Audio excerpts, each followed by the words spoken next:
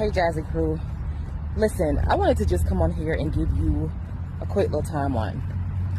In 2008, my son was born, so I would say by 2013, he had officially started school, kindergarten.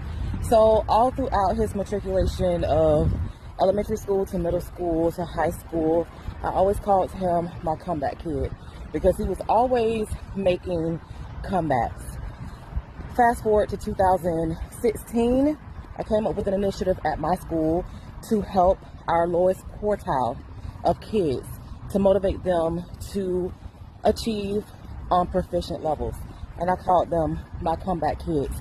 In 2018, I went through a principal internship program where my project was based off of the comeback story. Every kid deserves a comeback. From there, in 2020, I had a critical moment where I just let God speak in my life.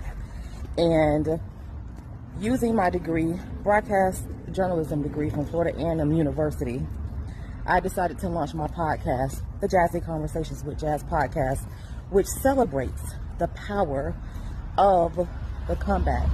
And for almost 4 years, come November, I have spoken to hundreds of guests who have shared their comeback stories with me. And so this November 8th, I will be celebrating my 4-year podcast anniversary live show. The Jazzy Conversations with Jazz podcast celebrates the power of the comeback because I've been saying for the longest, for over a decade, that you can come back from anything. Believe that. This podcast airs every Monday at 7 p.m. Eastern Standard Time. What I can tell you is that I do have influence. I know that I have influence because people have started to like Mondays a little bit more, and they have been people who have been in my presence, in my grace, and they hear me talk about my podcast. That's absolutely fine. I know that I have an influence because people have now started to talk about the comeback.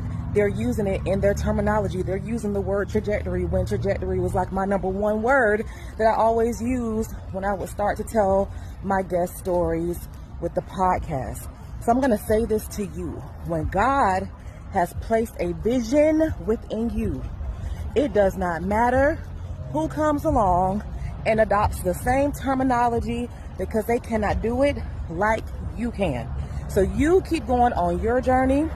You thank God for your journey and you keep it moving. All right? And so if you've been watching